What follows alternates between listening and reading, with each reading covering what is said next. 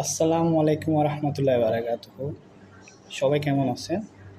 আশা করি আল্লাহর রহমতে সবাই ভালো আছেন। এখনকার যুগে অনেক মানুষ ফ্যামিলিকে ভালো রাখার জন্য হারাম ইনকাম করতেছে, কিন্তু আপনি হারাম ইনকামটা কার জন্য করতেছেন? আপনার ছেলে মেয়ে, বাবা মা ভালো থাকার জন্য। কিন্তু কাল হাসরের ময়দানে যখন আপনার হিসাব নিকাশ হবে, তখন আপনার পাপের ভাগীদার, এই হারাম কাজের ভাগীদার আপনার বাবা মা, ছেলে সন্তান কেউ নেবে না, কেউ কাউকে চিনবেও না। তো যাদের জন্য আপনি এই কাজগুলো করতেছেন, তারা যদি ওই কবরে হাসর ময়দানে যদি আপনাকে না চিনে, তো তাদের জন্য তো হারাম ইনকাম করে ওদেরকে খাওয়ানোর দরকার নেই। আপনি হালালভাবে ইনকাম করেন, হয়তো আপনি চলতে কষ্ট হবে, আহামরি সমস্যা হবে না, কারণ সৎভাবে থাকলে আল্লাহ তাআলা একটা না একটাভাবে আপনাকে নিয়ে যাবে।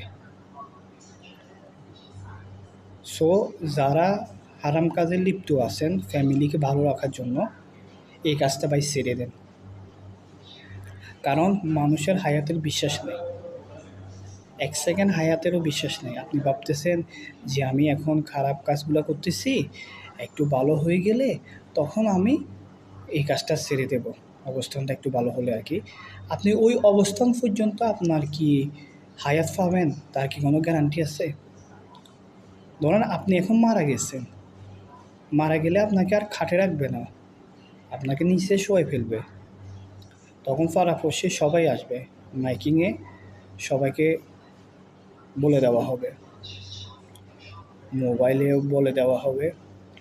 এমন কথা হচ্ছে, আপনার যতক্ষণ পর্যন্ত রুল ছিল ততক্ষণ পর্যন্ত কিন্তু আপনি চেয়ারের মধ্যে বসতে পারছেন, কিন্তু আপনি মারা যাওয়ার পর আপনাকে নিচে শোয়াই ফেলছে। তখন আপনার জন্য কবর খোঁটা হবে, কখন কবর দেওয়া হবে, সবাই আসবে, আপনাকে কবর দেওয়া হবে। কবর দেওয়ার পর ওনারা ব্যস্ত থাকবে কী কাজে?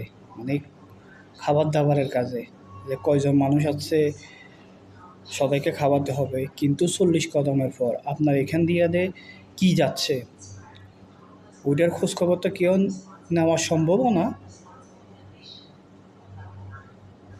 কিন্তু আপনার কি অবস্থা হবে ওই সময় একটু ভাবিয়ে। তো কথা বললে কথা অনেক লম্বা হয়ে যায়, বেশি আর লম্বা করব না, সংক্ষিপ্ত আকারে শেষ করে দেব। যতদিন বেঁচে থাকবেন একটা কথা মনে রাখবেন, আল্লাহ তাআলা ঈমানদার ব্যক্তিকে দুনিয়াতে পরীক্ষা করে যে আমার ব্যক্তিটা আমার থেকে দূরে চলে যাচ্ছে কিনা। তখন বিপদ আপদ দিয়ে অনেক পরীক্ষা করে। দেখবেন অনেক খারাপ মানুষ অনেক ভালো অবস্থানে আছে, কিন্তু আপনি 5 ওয়াক্ত নামাজ পড়েন, আপনার অবস্থান ওনার মতো কেন হচ্ছে না? তাকে মনে করেন দুনিয়াতে আল্লাহ তাআলা দিয়ে দিচ্ছে, সে আর আখিরাতে খোঁজার কোনো ওয়ে থাকবে না, কারণ সে যা চাইছিল তা দুনিয়াতে পাইছে। আর আপনার অনেক কিছু অপূর্ণতা থাকবে, ওইটা আপনি আবদার করতে পারবেন। সো কর্মের ফল ভোগ করতে হবে, দুনিয়াতেও ভোগ করতে হবে, আখিরাতে ভোগ করতে হবে। কথায় আছে না, যেমন কর্ম তেমন ফল। সো যারা এই কাজে লিপ্ত আছেন অতি তাড়াতাড়ি এই কাজটা ছেড়ে দিয়ে আল্লাহর পথে আসেন, দেখবেন আল্লাহ তাআলা একটা না একটা পথ খুলে দেবে।